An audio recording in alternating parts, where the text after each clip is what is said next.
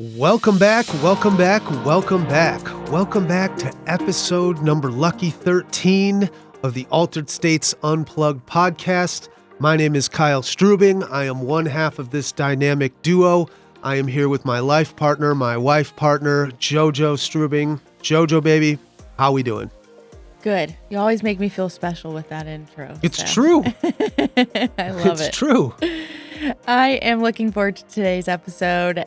Today we are diving into the business side of things. So if you have considered business ownership with us at Altered States, today we're going to be talking about creative ways that you can fund your Altered States franchise. We've had a lot of people reach out to us that are curious, they are interested, or they're even all in wanting to open a location.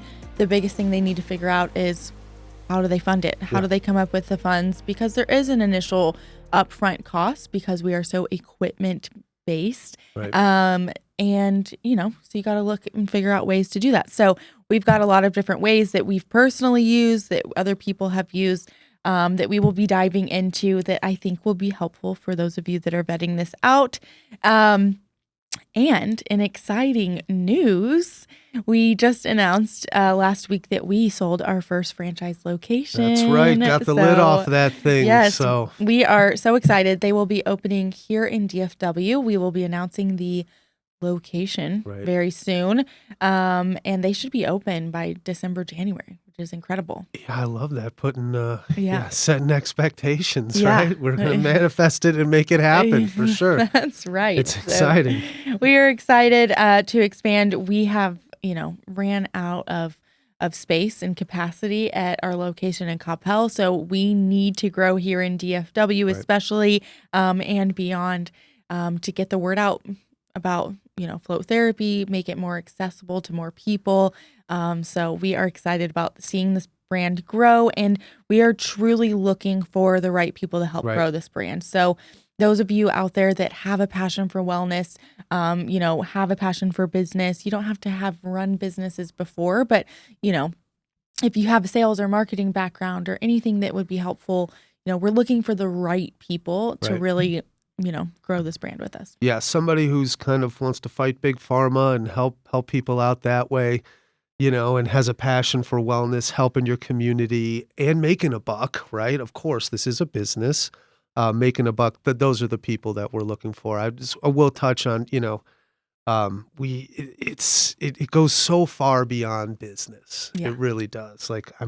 Last week I was in there crying again, crying Kyle again in the store, just because you make connections with people, you see them in their best days, worst days. And when we get into, we're doing a podcast, or we got to be on meetings, we got to do this, we got to do that. I get so far removed from what actually, kind of fills up my cup, and it's getting back in the store it's beautiful. Yeah. It really is. Yeah. I mean, it's incredible. I can't tell you how much my transition from the corporate world to this full time has been so impactful on our lives, our health and our wellness and just that everyday life. It's been incredible, to be able to live out our passions and make money at the same time and have these joint goals. And, I do enjoy working with my husband. That may not be the same for some people out there. 90% of the time, but it's a powerful business. But this isn't a sales episode. We're going to bring some value here. So we're going to dive into some different ways to fund the business. Sure, which is super important, right? Because like she touched on before, the equipment. That's what it is. But the equipment is the differentiator here, right? Mm-hmm. It allows us to have providerless services, yada, yada, yada, not to get too in the weeds on that, but we'll focus on more on how to. But don't look at this as, some huge costs. Like, this is an investment. You're immediately building the value of your business, 100%. Right. And we're going to go through today and show you how the heck do we do that? Yeah. So, Jojo, if you want to get started on that. Yeah. So the first way is through your savings. And I know you're like, okay, here we go. So basic, but it's one of those things that you gotta take a look at. If you're going to open a business, you need to take a look at, what savings do I have? If I have any, do I have anything to contribute? Don't empty out those savings, or maybe, if you want to live on the edge, you can, but what percentage of that should you allocate towards this business? And then, even if you have this goal to open this business in 6 months, like what can you cut out of your current expenses to add to the savings, right? I mean, we've done this before and it was pretty amazing at how many things, if we just stopped eating out and we stopped, cut X, Y, and Z subscriptions. I mean, we were looking at, thousands of dollars each month that we could put towards a business. So yeah, I was really upset when we had to cancel my 3rd gym membership. It was really brutal. But no, I mean, what she's getting at here is, just being mindful of it and really drilling down and focusing on what's important. I didn't need all these other things. We didn't need Hulu, Netflix, Amazon Prime, maybe it's one and then get another one a month or whatever, right? Yeah. And I mean, like $10 every month isn't going to get you there. But when you really look at, all these big things and the big scope of things, like what are some of these bigger changes or bigger things that we can do to get there? And it adds up. And it's a small but can be a mighty thing, and a little bit of sacrifice now can mean big things later. Sure, like they say in the the hiking and camping world, when as far as packing gear is concerned, ounces add up to pounds, right? So it's every little bit helps. Yeah, every little bit helps. All right, the next one is business credit cards. So obviously, when you're opening a business, you have a business entity, and you can get credit cards underneath that business entity rather than personal credit cards. This is great because, obviously, when you're thinking about your personal credit cards, you don't want to go rack up those personal credit cards because your credit's going to go down and then you're going to be stuck paying that off for a long time, right? But if you use your business credit cards, you can max out those cards and pay them off over time, and it's not going to, with most of them, it's not going to impact your personal credit. So always look at the business credit cards over the personal credit cards. And then, a lot of business credit cards out there have like 0 interest options for, 18, 24, 12 months, which is great. So, if you can use them for that first year in business and then, try to pay it off by that first year, it sets you up really well. Like 0 interest, heck yeah, I'm all in. So those are great things to look at. If you are looking to open an Altered States franchise, reach out to us. We have some incredible partners that can get some pretty good rates on the business credit card side. So reach out to us and we'll get you in contact with those. But great option. We recommend you look at those, options for sure. All right. Number 3, small business loans. So, right, you want to sit here and ask what loans are available. A common funding method is small business loans. You can approach your local bank, someone you already have a relationship with, right? Or look for government-backed loans. That's that SBA loan that everybody talks about, right? That's going to offer lower interest rates and longer repayment terms typically. For sure, right? SBA loans can be great. Now, I'll be honest, they take a long time typically to get approved. So it's the long game. But if that's the route you want to go because you really need that, low interest rate, but, depending on the amount that you need to fund, I'd consider those 0 interest credit card options or maybe some equipment financing options. But it's out there and I've seen people get them. But I've also seen people wait around for a year and then get denied. So, but it is an option. If you have a local SBA branch, I always recommend going to a local branch rather than just going online. You can always get more help there. And like Kyle said, local banks like your local credit unions are great. They are very helpful, typically very small business friendly. Again, we do have some partners in this area as well. So we can help you out with these. Why do you think the best way is, why would you consider loans? Yeah. So I would start with, those 0 interest credit cards in that option. And then some of these, I would usually look at loans last is what I'm saying. So we're going to talk about a couple of different options. Loans last because obviously, there is a repayment. You're not getting these at 0 interest. You're paying interest on them. And typically they can be higher interest rates, anywhere from 10 to 30%. Sure. So consider them. But if that's the cost of doing business sometimes and getting set up. And the great thing, I don't think I mentioned this in the beginning about our business, is yes, it's upfront heavy on the startup investment because of the equipment. But once you pay that off, your margins go through the roof, right? So we don't have a ton of staff. We don't have a ton of overhead and a ton of expenses to run the business. So this is your, kind of expenses that you have to think about. So what is the fastest way that you can pay these off, right? And what, and how can you, not lose a lot of money in the process, right? Sure. So that's what to consider. But in a lot, and it's, I mean, I know loans can sound like a pretty, bad 4-letter word. I mean, it doesn't begin with F, but it's not the best 4-letter word, but I mean, it's actually pretty common, right? Absolutely. I mean, we are all for loans and credit. And I mean, we use loans in a lot of our businesses. Sure. We were multi-unit franchise owners in the past with the CBD store. When we opened our second location, we funded it with a loan, and we paid that off. And that's, for us, being able to borrow money is always what has helped us grow and helped us reach that next step. So don't look at that as a negative thing. It's rare that anybody's going to have, complete cash on hand to fully fund this business. And if they do have the cash on hand, they may not want to invest it all into this business, right? So, looking at borrowing money is part of the process, right? Sometimes. Well, even, I mean, according to the SBA, they say that 30% of small businesses rely on loans for initial capital, and then 48% of those loans are used for also expanding and acquiring even businesses. So it's very common. Like I said, I know it has a bad stigma or whatever of going into debt in the beginning, but you're also building debt you're building your business. Yeah. So that way, when you want to add another float tank, you have that credit already established. So it's just that much more easier in the beginning to get it rolling and get it started. But super common. Nothing to worry about. That's I mean, true. obviously, you want to make sure you have a good business plan. You're not getting yourself into anything, but have a plan to pay the thing off. But it's very common. Yeah.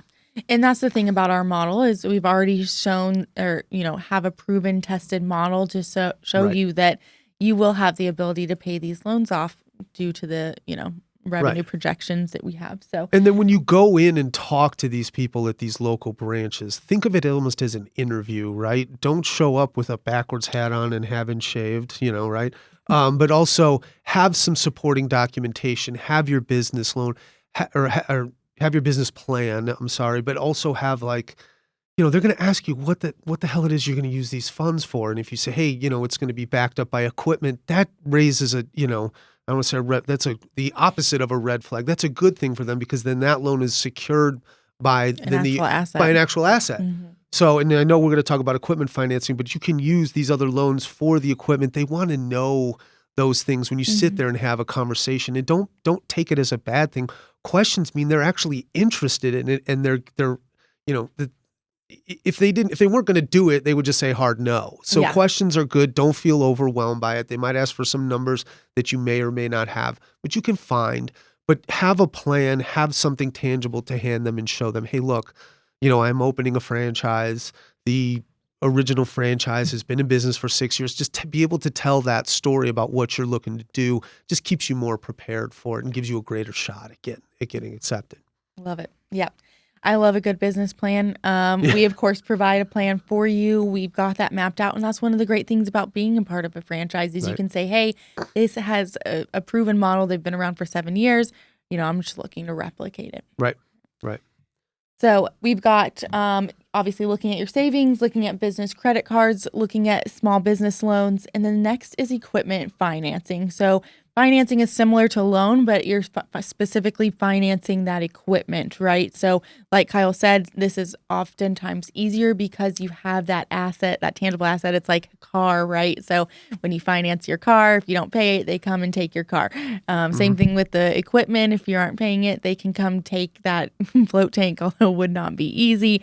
But, they could sure try. So, it's oftentimes easier to get the equipment financing. So the great thing is our equipment vendors, we have financing options for all of them. So, you obviously want to look at things like your credit, make sure your credit is is at a high standing. Typically, I would aim for 740 or higher. So pay down those credit cards, make sure you're ready and to go to apply for this equipment financing. But a lot of these options are great. We, for our saunas, there's an option of an 18-month zero interest. Right. Great. And like all of these are great options. For our cold plunges, we're looking at like 1 to 2% financing, another incredible option. Now the float tank options are a little bit higher on the, percentages, but again, you can compare that to, maybe using these business credit cards and kind of looking at a combination strategy here. Right. And that's the biggest thing is we always will work with you. Like, don't just look at one of these options that you have to get this full $200,000 from one of these options. That's typically going to be a tough task to get one credit card or one loan with 200,000, but really looking at a combination strategy here of like, okay, I've got $50,000 of my own money. I would like to get, $100,000 in equipment financing and then another $50,000 in business credit cards. Using that combination to accomplish things is what most businesses will look into. So don't feel like that's not the norm. It's completely the norm. And typically in equipment financing outside of maybe build out or whatever is your highest startup cost, right? Yeah. Yeah. So it's good to kind of, and then now that you have the equipment on hand, as you financed it, the thing is now paying for itself. Right. Right. So you're paying it as the room or the machine is generating revenue for itself. So it's nice to kind of have that as you go through. Right. For sure. Absolutely. And then when it gets paid off, it's all gravy, right? Yeah. Right. All right. So moving right along to number 5, which is partnerships and investors. So we've used both of these models before. Like I said, when we owned a prior franchise, our second franchise was a partnership. So we found somebody else who had also had one location. We had one location. They were great business people. We were like, let's do this together and have some fun doing it. And so we opened a location together. Of course, when you do that, you are then splitting the profits, but you're also splitting the workload. So it was great. We got to use their ideas, their staff, their knowledge, and we brought our knowledge, and it wasn't as much of that manpower that we had to bring to that table. And then with our third location, we wound up using an investor. So it was like more of a silent investor that funded the startup cost, and we did all the work. And but we also did a profit sharing model with that. But a lot of those you can do. With investors, I would always consider a profit share to where once they're paid back, that profit split goes down considerably. So they're getting a much smaller amount. So really look at things like that and be strategic. Don't just give your entire profits away or half the profits just because they're investing money. But there's lots of people out there that want to invest, that have money, that don't want to do the upfront work.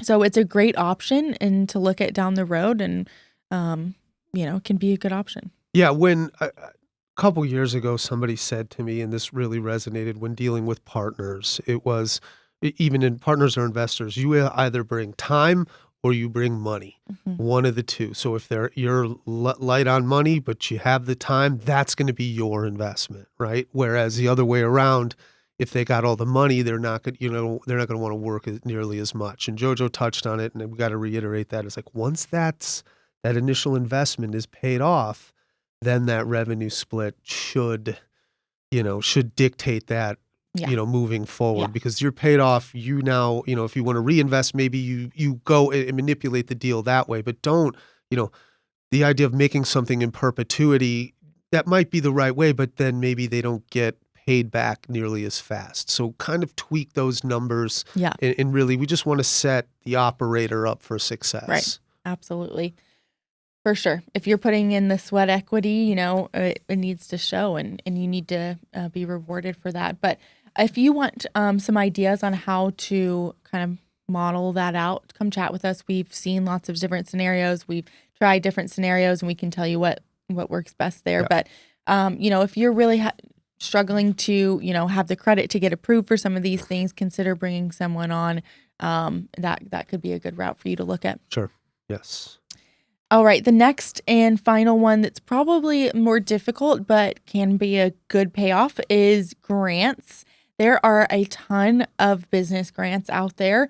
There's local business grants, there's national business grants, there's minority business grants. So it takes some time. These applications are not easy to just, fill out one page. Typically, you're writing like a story or an essay. You're providing your well-written business plan.